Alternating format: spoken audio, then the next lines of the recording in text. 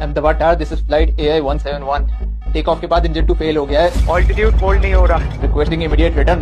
Mayday। AI-171 understood. आपको return का clearance मिल गया है। करंट ऑल्टीट्यूड और हेडिंग क्या है? बस 625 फीट पे है।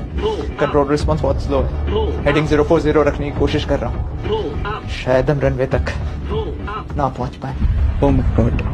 Copy that AI-171, turn left 020। I repeat, turn left 020। अब सिर्फ 2 नॉटिकल माइल्स दूर है रनवे से। सारी इमरजेंसी टीम स्टैंड बाय पे है। Do not panic.